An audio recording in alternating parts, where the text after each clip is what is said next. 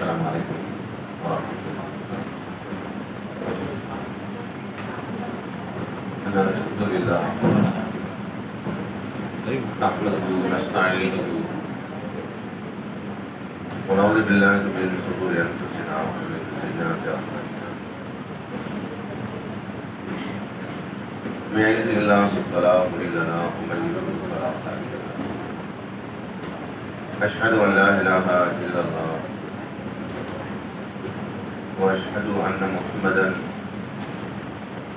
عبده ورسوله. قال الله تعالى في القرآن الكريم والفرقان المجيد. أعوذ بالله من الشيطان الرجيم. بسم الله. يا أيها الناس اتقوا ربكم الذي خلقكم من نفس واحدة وخلق منها زوجها وبث منهما رجالا كثيرا ونساء واتقوا الله الذي تساءلون به والأرحام إن الله كان عليكم رقيبا. إن أصدق الكتاب الله وأحسن الحديث حديث محمد صلى الله عليه وسلم أمور محدثاتها وكل محدثة بدعة وكل بدعة ضلالة وكل ضلالة.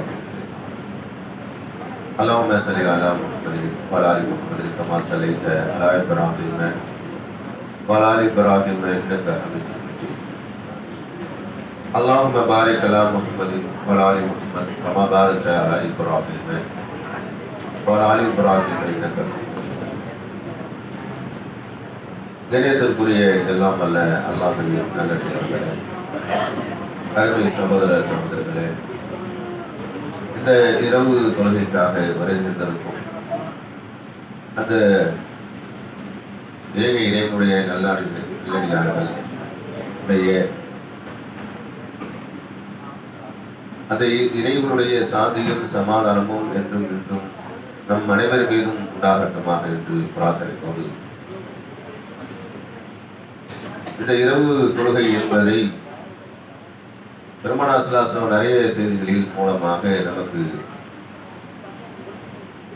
சொல்லித் தந்திருக்கின்றார்கள். அல்லாஹ்வின் தூதர் ஸல்லல்லாஹு அலைஹி வஸல்லம் அவங்க இந்த இரவு தொழுகையிலே தன்னுடைய ஆடையை இறுக்கமாக கட்டிக்கொள்வார்கள். இறைவனுக்கு அதிகமாக நன்றி செலுத்தக்கூடியவர்களாக இருப்பாங்க என்பதை நாம் ஹதீஸிலே பார்க்கிறோம். பெருமானார் ஸல்லல்லாஹு அலைஹி வஸல்லம் அவர்கள் இந்த இரவு தொழுகையின் போது தன்னுடைய குடும்பத்தாரையும் விழிக்க செய்வார்கள். இறைவனை தொழக்கூடியவர்களாக இருப்பாங்க என்பதை நாம் ஹதீஸிலே பார்க்கிறோம். அது மட்டுமல்லாமல் பெருமானார் ஸல்லல்லாஹு அலைஹி வஸல்லம் அவர்கள் இந்த ரமலான் மாதத்திலே பார்த்தோம் என்று சொன்னால் அதிகமாக மாறி வழங்கக்கூடியவர்களாகவும் இருந்திருக்கிறாங்க. பெருமானார் ஸல்லல்லாஹு அலைஹி வஸல்லம் அவர்கள் ரமலான் மாதத்திலே காற்றை விட அதிகமாக என்ன செஞ்சிருக்கிறாங்க, தர்மத்தை அவங்க வழங்கி இருக்கிறாங்க. அதுபோல நாமும் முடிந்த அளவுக்கு இறைவனுக்காக நம்முடைய பொருளாதாரத்தை அல்லாஹ்வுக்காக என்ன செய்யணும், மாறி வழங்கிட வேண்டும். தர்மத்தை பொறுத்தளவில அல்லாஹ் ரப்பல் ஆலமீன் தன்னுடைய திருமறையிலே நமக்கு சொல்லித் தருகிறார். நாம் செய்யக்கூடிய தர்மமானது அது ஏராளமான நன்மைகளை பெற்றுத்தரக்கூடிய ஒரு நல்ல காரியமாக இருப்பதை அல்லாஹ் ரப்பல் ஆலமீன் தன்னுடைய திருமறையை நமக்கு சொல்லி காட்டுகிறார். மஸலுல்லதீன யுன்ஃபிகு அம்வாலகும் ஃபீ ஸபீலில்லாஹி கமஸலி ஹப்பத்தின், தமது செல்வங்களை அல்லாஹ்வுடைய பாதையில் செலவு செய்வோருக்கு உதாரணம் ஒரு தானியம், அது 7 கதிர்களை முளைக்க செய்கிறது. ஒவ்வொரு கதிரிலும் 100 தானியங்கள் உள்ளன. தான் நாடியோருக்கு அல்லாஹ் ரப்பல் ஆலமீன் பன்மடங்காக கொடுக்கிறான், தாராளமாகவும் கொடுக்கிறான். அல்லாஹ் அறிந்தவன் என்று அல்லாஹ் தன்னுடைய திருமறையிலே நமக்கு சொல்லி காட்டுகிறான். நாம் செய்யக்கூடிய இந்த தர்மமானது ₹1 நாம் தர்மம் செய்தோம் என்று சொன்னால் அதை 700 மடங்காக நமக்கு ஆக்கி தருகிறான். வயல்களிலே போடக்கூடிய ஒரு தானிய வித்தானது ஒரு நெல்மணிதான போடுற வயல்ல அது 7 கதிர்களாக வருகிறது.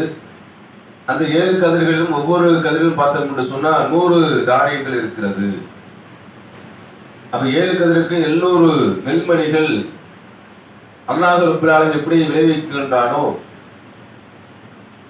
அதுபோலதான் நாம் செய்யக்கூடிய இந்த தர்மமானது ₹1 நாம் தர்மம் செய்தோம் என்று சொன்னால் அது 700 மடங்காக தருகிறான். ₹1,00,000 நாம் தர்மம் செய்தோம் என்று சொன்னால் அது 70 லட்சம் ரூபாயாக இறைவன் செய்கிறான், நன்மைகளாக தருகிறான். இப்படிப்பட்ட நன்மைகளை நாம் செய்ய வேண்டும் என்பதை அல்லாஹ் ரப்பல் ஆலமீன் நமக்கு இந்த திருமறை வசனம் மூலமாக நமக்கு சொல்லித் தருகிறார். அப்போ ஒவ்வொரு நாளும் என்ன செய்யணும், அல்லாஹ்வுடைய வழியிலே நாம் தர்மம் செய்யக்கூடியவர்களாக இருந்தோம் என்று சொன்னால் இப்படி பன்மடங்காக நாம் என்ன செய்யலாம், நன்மைகளை பெற்றுக்கொள்ளலாம். அதன் அடிப்படையிலே மறு உலகத்தில் என்ன செய்யலாம், அந்த நன்மைகளை நாம் அறிவுரை செய்து கொள்ளலாம். இப்படிப்பட்ட நன்மைகளை நாம் செய்தல் வேண்டும். அதே போன்று அல்லாஹ் ரப்பல் ஆலமீன் இறை நம்பிக்கையாளனுடைய விஷயத்தை பற்றி நமக்கு சொல்லித் தருகிறான். அந்த இறை நம்பிக்கையாளர்கள் எப்படி இருப்பாங்க, அவங்க தான தர்மம் செய்யக்கூடியவர்களாக இருப்பாங்க என்று அல்லாஹ் தன்னுடைய திருமறையில் நமக்கு சொல்லி காட்டுகிறான். இப்போ மஸலுல்லதீன யுன்ஃபிகு அம்வாலக்கும் இப்திகா மர்லாத்தில்லாஹி, அல்லாஹ்வின் திருப்தியை பெறுவதற்காகவும் தமக்குள்ளே இருக்கும் உறுதியான நம்பிக்கைக்காகவும் தமது செல்வங்களை நல்ல வழியில் செலவு செய்வோரின் உதாரணம் உயரமான இடத்திலே அமைந்த தோட்டம். பெருமழை பொழியவில்லை என்றாலும்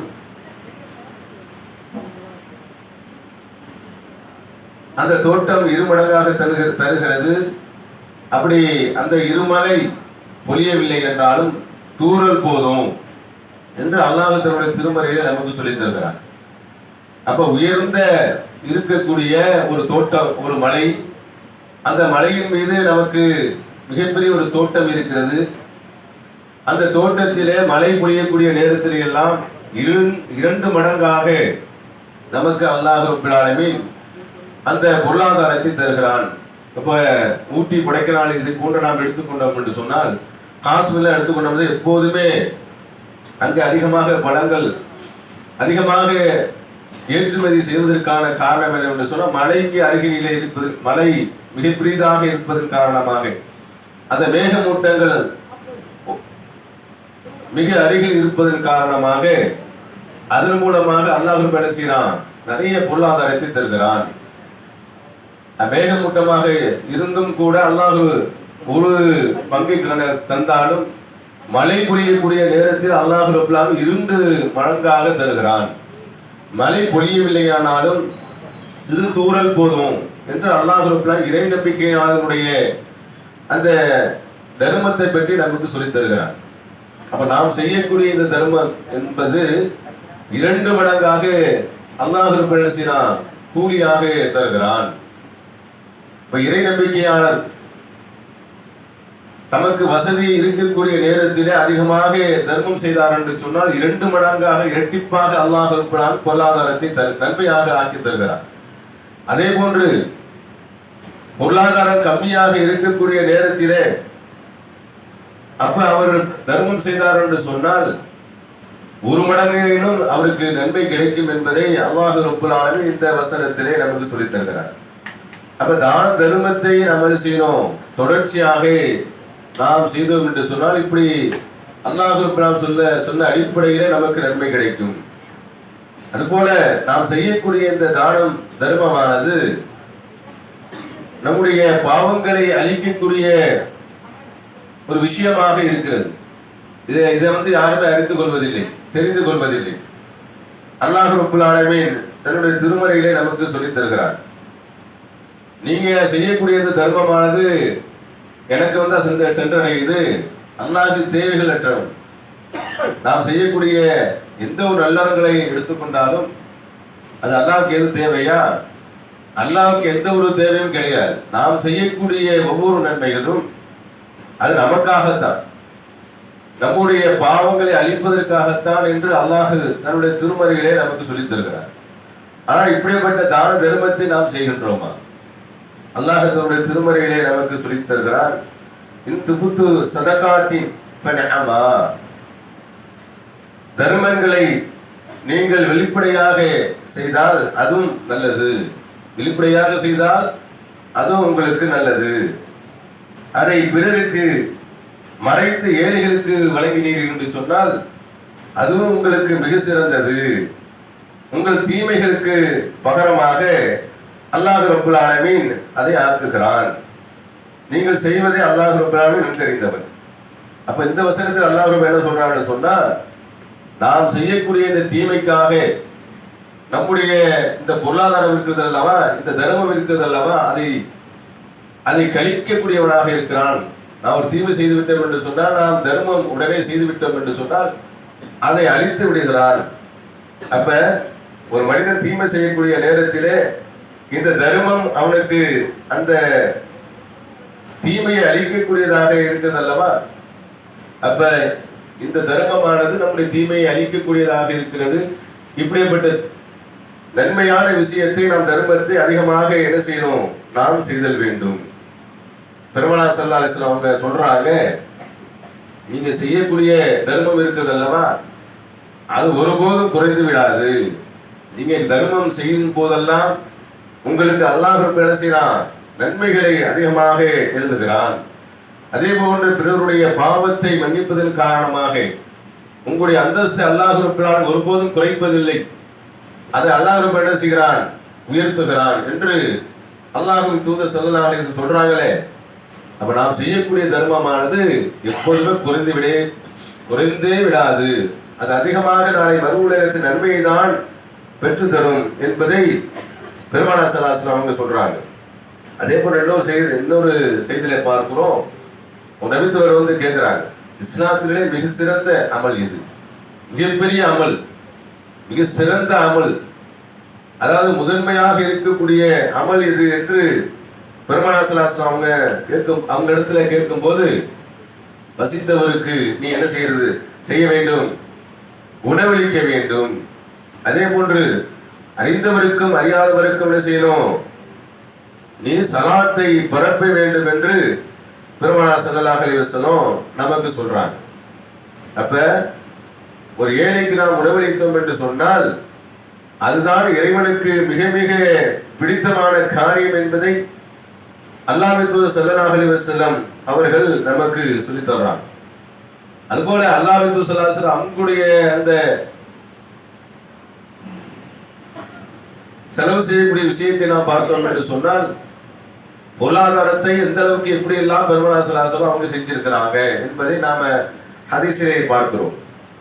அல்லாஹ் ஸல்லல்லாஹு அலைஹி வஸல்லம் அவங்க வாரி வழங்கியிருக்கிறாங்க என்பதை நாம் அறிந்திருக்கின்றோம். அதே போன்று பெருமானார் ஸல்லல்லாஹு அலைஹி வஸல்லம் அவர்கள் செய்யக்கூடிய இந்த தர்மத்தை பற்றி நாம் பார்க்கக்கூடிய விஷயத்தில அல்லாஹ் ஸல்லல்லாஹு அலைஹி வஸல்லம் அவர்கள் ஹுனைன் போர் என்கக்கூடிய ஒரு போருக்கு சென்று விட்டு திரும்புறாங்க. அப்படி திரும்பி வரக்கூடிய நேரத்தில் சில கிராமத்து காட்டருவிகள், எதுக்காக சொல்றோம் என்று சொன்னா, பெருமானார் ஸல்லல்லாஹு அலைஹி வஸல்லம் அவங்க அதிகமாக வாரி வழங்கக்கூடியவர்களாக இருந்திருக்கிறாங்க என்பதை நாம் அந்த செய்தியிலே பார்க்கிறோம். ஹுனைன் போர்ல வந்து திரும்பி வரும்போது, முடித்துவிட்டு திரும்பி வரக்கூடிய நேரத்தில் சில காட்டு அரபிகள் வழிமறித்துக் கொள்றாங்க. ஏனென்று சொன்னா, அந்த மக்களுக்கு தெரியும் அல்லாஹ் ஸல்லல்லாஹு அலைஹி வஸல்லம் அவங்க தான் மன்னர், அவங்க தான் பிரதமர், அவங்க தான் எல்லாமே, முதலமைச்சர் எல்லாமே அவங்க தான், ஆட்சி அதிகாரம் எல்லாமே அவங்க இடத்துல தான் இருந்தது என்பதை மக்கள் அறிந்த நேரத்திலே அப்ப இந்த கிராமத்து அரபிகள் எல்லாம் ஒன்றாக கூடுறாங்க. அதை கூடக்கூடிய நேரத்தில் பெருமானார் ஸல்லல்லாஹு அலைஹி வஸல்லம் இடத்துல இந்த ஏழை மக்கள் எல்லாம் பெருமானார் ஸல்லல்லாஹு அலைஹி வஸல்லம் இடத்துல ஒரு கோரிக்கை வைக்கிறாங்க, நாங்கள் ஏழ்மையாக இருக்கிறோம், எங்களுக்கு பொருளாதாரத்தை தாருங்கள் அப்படி என்று கேட்கிறாங்க. ஒரு கட்டத்திலே மக்கள் எல்லாம் அதிகமாக கூடிய நேரத்தில் பெருமானார் ஸல்லல்லாஹு அலைஹி வஸல்லம் அவங்க நிற்கக்கூடிய அந்த அவையிலே அந்த காட்டரபிகள்லாம் அதிகமாக திரண்டு இருக்கக்கூடிய நேரத்தில் பெருமானார் ஸல்லல்லாஹு அலைஹி வஸல்லம் அவங்க அந்த முள் மரத்திலே சாய்க்கப்படுகிறாங்க. சாய்க்கப்படக்கூடிய நேரத்தில் அவங்களுடைய துண்டு அந்த முள் மரத்திலே மாட்டி விடுகிறது. பெருமானார் ஸல்லல்லாஹு அலைஹி வஸல்லம் அவங்க என்ன சொல்றாங்க, என்னுடைய துண்டை விடுங்கள், இதா இருக்கு பாருங்க, இந்த உங்களுடைய கண்கள் எட்டும் அளவிற்கு எத்தனை கருவேல மரங்கள் இருக்கின்றதோ அந்த அளவுக்கு என்னிடத்திலே ஒட்டம் ஆடு மாடு இருந்தது என்று சொன்னால் நான் என்ன செய்வேன், உங்களுக்காக நான் தந்தை விடுவேன். என்னை கஞ்சனாக ஒருபோதும் என்ன செஞ்சிருக்க மாட்டீங்க, என்னை பார்த்திருக்க மாட்டீங்க என்று பெருமானார் ஸல்லல்லாஹு அலைஹி வஸல்லம் அவங்க சொன்னதாக நாம ஹதீஸிலே பார்க்கிறோம். இப்படி வாரி வழங்கக்கூடிய வல்லலாக பெருமானார் ஸல்லல்லாஹு திகழ்ந்தார்கள் அல்லவா. அதே போன்று அல்லாஹ்வுடைய வழியிலே நம்முடைய பொருளாதாரத்தை என்ன செய்யணும், நாம் செலவு செய்ய வேண்டும். பெருமானார் ஸல்லல்லாஹு அலைஹி வஸல்லம் காலத்துல அல்லாஹ்வுடைய பேரை சொல்லி எதை கேட்டாலும் பெருமானார் ஸல்லல்லாஹு அலைஹி வஸல்லம் கொடுக்கக்கூடியவர்களாக இருந்திருக்கிறார். எதை சொல்லி எவ்வளவு பெரிய பொருளாதாரம் இருந்தாலும் அதை பெருமானார் ஸல்லல்லாஹு அலைஹி வஸல்லம் இருக்கிறாங்க, அவங்க கொடுத்திருக்கிறாங்க என்பதை ஹதீஸிலே பார்க்கிறோம். பெருமானார் ஸல்லல்லாஹு அலைஹி வஸல்லம் இடத்துல ஒரு மனிதர் வந்து அல்லாஹ்வுடைய பேரை சொல்லி கேட்கிறார், தர்மத்தை கேட்கின்றார். அப்படி தர்மத்தை கேட்கக்கூடிய நேரத்தில் அல்லாஹ் ஸல்லல்லாஹு அலைஹி வஸல்லம் எப்படி கொடுக்கிறாங்கன்னு சொன்னா, வழங்குகிறாங்கன்னு சொன்னா, 2 மலைகளுக்கு இடையிலே இருக்கக்கூடிய ஆட்டு மந்தைகளை அந்த மனிதருக்காக கொடுத்தாங்க. உடனே அந்த மனிதர் பெற்றுக்கொண்டு தன்னுடைய ஊராரிடத்தில் தன்னுடைய மக்களிடத்திலே போய் சொன்னாங்க, என்னுடைய மக்களே, இந்த முகமதுடைய கொள்கையை ஏற்றுக்கொள்ளுங்கள். ஏனென்று சொன்னால் இவர் வாரி வழங்கக்கூடிய வல்லலாக இருக்கிறாங்க என்று அவர் சொன்னதாக நாம் ஹதீஸிலே பார்க்கிறோம். நம்ம பாருங்க, பெருமானார் ஸல்லல்லாஹு அலைஹி வஸல்லம் அந்த தர்மமானது எப்படி இருந்தது, நம்முடைய தர்மம் எப்படி இருக்கிறது. நம்ம பிச்சு பிச்சு கொடுப்போம், ஆனா பெருமானார் ஸல்லல்லாஹு அலைஹி வஸல்லம் அவங்க எப்படி கொடுப்பாங்க, தாராளமாக அள்ளி கொடுப்பாங்க என்பதை நாம் ஹதீஸிலே பார்க்கிறோம். அதே போன்று நாம் செய்யக்கூடிய இந்த தர்மம் இருக்கிறது அல்லவா, நம்முடைய குடும்பத்தாருக்கு நாம் செய்யக்கூடிய நேரத்தில் அதுவும் நமக்கு நன்மையாக அமையும் என்பதை பெருமானார் ஸல்லல்லாஹு அலைஹி வஸல்லம் அவங்க சொல்லி தர்றாங்க.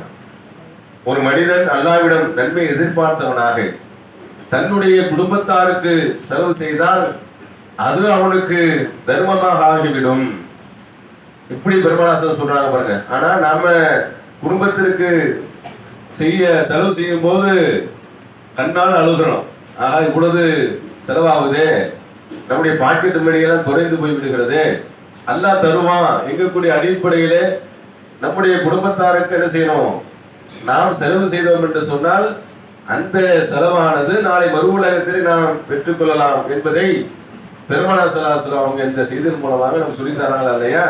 அப்ப நம்ம குடும்பத்தாருக்கு செலவு செய்யக்கூடிய நேரத்திலே அதிகமாக மறு உலகத்தின் நன்மையை பெற்றுக்கொள்ளலாம். பெருமானார் ஸல்லல்லாஹு அலைஹி வஸல்லம் அவங்க சொல்றாங்க, அதாவது நாளை மறு உலகத்திலே எந்த ஒரு நிழலும் இல்லாத அந்த உலகமானது, மறு உலகமானது எப்படிப்பட்ட உலகம், எந்த ஒரு நிழலுமே இருக்காது, சூரியன் மிக அருகில் இருக்கும். அப்ப நம்முடைய எண்ணங்கள் எல்லாம் எவ்வாறு இருக்கும் என்று சொல்லி, யா நப்சி, என்னுடைய நப்சே, அப்படி என்று இறைவனிடத்திலே நாம் பிரார்த்தனை செய்யக்கூடியவராக இருப்போம். பெருமானார் ஸல்லல்லாஹு அலைஹி வஸல்லம் சொல்றாங்க, அந்த எந்த ஒரு நிழலும் இல்லாத அந்த உலகத்தில் மறு உலகத்தில் அல்லாஹ் ரப்பல் ஆலமீன் 7 நபருக்கு உண்டான அந்த அல்லாஹ்வுடைய அரசினுடைய நிழலை தருகிறான். 7 நபருக்கு தான், மற்றவர்களுக்கெல்லாம் இது கிடையாது. அதை பற்றி பெருமானார் ஸல்லல்லாஹு அலைஹி வஸல்லம் சொல்றாங்க, நீதி மிக்க அரசர், நீதியாக அல்லாஹ்வுடைய தூதர் சொன்ன அடிப்படையிலே நீதியாக ஒரு மனிதர் இந்த நாட்டை ஆட்சியை செய்தார் என்று சொன்னால் அவருக்கு அந்த அல்லாஹ்வுடைய அரசனுடைய நிழல் கிடைக்கும். அதே போன்று பெருமானார் ஸல்லல்லாஹு அலைஹி வஸல்லம் அடுத்ததாக சொல்றாங்க, அல்லாஹ்வுடைய வணக்க வழிபாட்டிலே ஊறிய மனிதர், இளைஞர் இருக்காரு பார்த்தீங்களா, அவர் எப்போதுமே அல்லாஹ்வை வணங்கக்கூடிய விஷயத்தில ஊறியவராக இருந்தவர். இவர் அல்லாஹ்வுடைய அந்த அல்லாஹ் அரசனுடைய நிழல்ல கீழே இருப்பாங்க. அடுத்ததாக பள்ளிவாசலுடன் தமது உள்ளத்தை தொடர்பு படுத்திக் கொண்ட மனிதர், இவர் அல்லாஹ்வுடைய அரசனுடைய கீழே இருப்பாங்க. அடுத்ததாக பெருமானார் சொல்றாங்க, அல்லாஹ்வுக்காகவே இணைந்து அல்லாஹ்வுக்காகவே பிரிந்த இது மனிதர். அல்லாஹ்வுக்காக நம்ம இணைகிறோம் என்று சொன்னால் அல்லாஹ்வுடைய மார்க்கத்தை பற்றி பேசுறோம், அல்லாஹ்வுடைய தூதரை பற்றி பேசுறோம். அப்படி பேசி முடித்த பிறகு 2 பேரும் விடைபெறாங்க பார்த்தீங்களா. இவங்க அல்லாஹ்வுடைய தூதரை பற்றி பேசியதற்காக அல்லாஹ் அனுசரிறான், மறு உலகத்திலே அல்லாஹ்வுடைய அரசனுடைய நிழலை தருகிறான். அதே போன்று உயர்ந்த அந்தஸ்து உள்ள ஒரு அழகான பெண் தவறான வழிக்கு தன்னை அழைத்த போதிலும் நான் அல்லாஹ்வுக்கு அஞ்சினேன் என்று சொன்ன மனிதர். அதே போல பெருமானார் சொல்றாங்க, தம்முடைய வலதுகரம் தெரியாமல், அதாவது இடதுகரம் தெரியாமல் வலதுகரம் தர்மம் செய்த மனிதர், இவர் அல்லாஹ்வுடைய அரசனுடைய நிழல்ல கீழே இருப்பாரு. அதே போன்று பெருமானார் சொல்றாங்க, அல்லாஹ்வை நினைத்து கண்ணீர் சிந்திய மனிதர், தனிமையிலே அல்லாஹ்வை பற்றி அச்சம் வந்து கண்ணீர் விட்டு நாளை நம்முடைய நிலைமை எவ்வாறு இருக்குமோ, நாம் அலுவலகத்தில் வெற்றி பெறுவோமா என்று அப்படி சிந்திச்சு அல்லாஹ்வை நினைத்து அழுதார் அல்லவா, இவர் நாளை மறு உலகத்திலே அல்லாஹ்வுடைய அரசனுடைய கீழே இருப்பாங்க என்று பெருமானார் சொல்றாங்க. அப்ப இடதுகரம் தெரியாமல் வலதுகரம் தெரியாமல் இடதுகரம் தெரியாமல் வலதுகரம் செய்யாத அந்த நன்மை இருக்கு பார்த்தீங்களா, யாருக்கும் தெரியாமல் அல்லாஹ்வுக்கு எனக்கும் உள்ள இந்த விஷயம் அப்படி என்று அல்லாஹ்வுக்காக வாரி வாரி வழங்கக்கூடியவருக்காக பார்த்தீங்களா, அது பெண்ணாக இருந்தாலும் ஆண்களாக இருந்தாலும் அல்லாஹ்வுடைய அரசனுடைய நிழல் கிடைக்கிறது. அப்ப பிறருக்கு மறைத்து என்ன செய்யணும், நாம் தர்மத்தை வழங்க வேண்டும் என்று பெருமானார் இந்த செய்தியின் மூலமாக நமக்கு சொல்லி தர்றாங்க. இப்படி நாம் செய்தோம் என்று சொன்னால் நாளை மறு உலகத்தில் அல்லாஹ்வுடைய அரசனுடைய நிழல்ல இருப்போம். அதே போன்று நாம் செய்யக்கூடிய இந்த தர்மம் இருக்கிறது அல்லவா, நம்முடைய உறவினர்களுக்கும் அதிகமாக வழங்க வேண்டும். அதே போன்று நம்முடைய தாய் தந்தையர்களுக்கும் என்ன செய்யணும், அவர்களுக்கு தானமாக வழங்க வேண்டும் என்று பெருமானார் சொல்றாங்க. இப்ப நம்முடைய தாய் இருக்கிறாங்க, அவங்க நிறைய தர்மம் செய்ய வேண்டும் என்று எண்ணுறாங்க.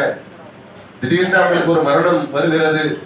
அப்ப அந்த நேரத்துல அவங்க அந்த நியத்தின் அடிப்படையில் அவங்களுடைய அந்த நியத்தை நாம் நிறைவேற்றினோம் என்று சொன்னால் அது நாளை மறு உலகத்தில் நமக்கு நன்மையாக அமையும். சாது பின் உபாதா ரயில் அவங்க அறிவிக்கக்கூடிய செய்தியை பார்க்கிறோம். இதெல்லாம் நம்ம பின்பற்றுவதில்லை. இந்த உபாதா ரயில் அவங்க வெளியூர் சென்ற நேரத்திலே இவங்களுடைய தாயார் இறந்துடுறாங்க. திரும்பி வந்து பார்க்கிறாரு, என்னுடைய தாயார் இறந்து போயிட்டாங்க. இந்த செய்தி கேட்ட உடனே பெருமானார் அவங்க இடத்துல போறாங்க. அல்லாஹ்வின் தூதரவர்களே, நான் வெளியூர் சென்ற நேரத்தில் என்னுடைய தாயார் மௌத்தா போயிட்டாங்க, ஆனா அவங்களுக்காக நான் தர்மம் செய்யலாமா என்று கேட்கிறாங்க. அப்ப பெருமானார் சொல்றாங்க, நாம் செய்யலாம். அந்த மிக்ராப் இருக்கக்கூடிய மிகப்பெரிய ஒரு தோட்டத்தை, அது பல கோடி ரூபாய் போகும்.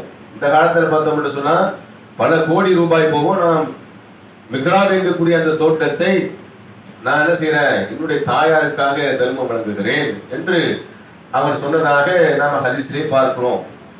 அப்ப நம்முடைய தாயாருக்கு செய்யக்கூடிய நன்மையானது அந்த நன்மை நமக்கு வந்து சேரும். எந்த அளவுக்கு நம்முடைய தாயாருக்கு தர்மம் செய்கின்றோமோ அந்த அளவுக்கு நமக்கு நன்மை கிடைக்கும். அதே போன்று நம்முடைய தாயார் ஹஜ் செய்ய வேண்டும் என்று எண்ணியிருப்பாங்க, உம்ரா செய்ய வேண்டும் என்று எண்ணியிருப்பாங்க, ஆனா மௌத்தா போயிருப்பாங்க. இப்ப இந்த கடமையை நாம் நிறைவேற்றணுமா இல்லையா? இந்த கடமையை நாம் நிறைவேற்ற வேண்டும். அதே போல பெருமானார் சொல்றாங்க, நோன்பு வைத்த நிலையிலே நம்முடைய தாயார் இறந்து பெறாங்க. ஒரு 10 நோன்பு இருக்கு, அந்த நோன்பை என்ன செய்யணும், நாம் நிறைவேற்ற வேண்டும். இப்படிப்பட்ட நன்மையெல்லாம் செய்யறோமா? செய்ய மாட்டோம். ஆனா இதெல்லாம் நபி வழி. அப்ப நபி வழி என்ன செய்யணும், நாம் பின்பற்றக்கூடியவர்களாக இருக்க வேண்டும். இப்படி நம்முடைய தாயாருக்காக நாம் வைத்தோம் என்று சொன்னால் 2 மடங்கு நன்மை இல்லை. நாம் வைத்த அந்த நோன்புக்கு நம்முடைய தாயாருக்கு வைத்த நோன்புக்கும் 2 நன்மை இருக்குது. பெருமானார் காலத்துல ஒரு பெண்மணி வர்றாங்க, இந்த ஒரு குழந்தையை தூக்கி காட்டுறாங்க. அப்படி காட்டி சொல்றாங்க, இந்த குழந்தைக்கு ஹஜ்ஜி கடமையா அப்படின்னு கேட்கும்போது, ஆம், இதனுடைய நன்மை உமக்கு சேரும். அப்ப நாம் செய்யக்கூடிய நம்முடைய தாயாருக்காக செய்யக்கூடிய இந்த நன்மையானது அது நமக்கு வந்து சேரும் என்பதை பெருமானார் வந்து செய்தில நம்ம சொல்லி தராங்களே. இப்படிப்பட்ட நன்மைகளை என்ன செய்யணும், முந்திக் கொண்டு செய்தல் வேண்டும். பெருமானார் சொல்றாங்க, அல்லாஹ் ரப்பல் ஆலமீன் பரிசுத்தமானதை தவிர வேறு எந்த தர்மத்தையும் அல்லாஹ் ரப்பல் ஆலமீன் ஏற்றுக்கொள்வதில்லை. நாம் செய்யக்கூடிய இந்த தர்மமானது அது பித்தலாட்டம் செய்து பிறருடைய பொருளாதாரத்தை அபகரித்து நாம் தர்மம் செய்தோம் என்று சொன்னால் அதை அல்லாஹ் ரப்பல் ஆலமீன் என்ன செய்ய மாட்டான், ஏற்றுக்கொள்ள மாட்டான். பொய் சொல்லி ஒரு வியாபாரத்தை செய்து அதை நாம தர்மம் செய்தோம் என்று சொன்னா அதை அல்லாஹ் ஏற்றுக்கொள்வானா? அப்ப தூய்மையானது அது. தவிர அல்லாஹ் வேறு எந்த பொருளாதாரத்தையும் எந்த தர்மத்தையும் அல்லாஹ் ஏற்றுக்கொள்வதில்லை. நேர்மையோடு நீதியோடு நாம் இந்த உலகத்திலே பொருளாதாரத்தை தீட்டி அது ஏழைக்கு வழங்கினோம் என்று சொன்னால், அல்லது அல்லாஹ்வுடைய வழியில நாம் தர்மம் செய்தோம் என்று சொன்னால், அல்லாஹ் ரப்பல் செய்கிறான் தன்னுடைய வலது கரத்தால் அந்த தர்மத்தை வாங்கி அதை உங்களுடைய குதிரை குட்டியை போன்று என்ன செய்கிறான், அதை வளர்க்கிறான். எந்த அளவுக்கு என்று சொன்னால் அதனுடைய நன்மை மலை போல் ஆகிவிடும். மலையை பார்க்கிறோமா இல்லையா? ஊட்டி மலை, கொடைக்கானல் இது போன்ற மலைகள் பார்க்கிறோமா இல்லையா? இப்படி மலை போன்று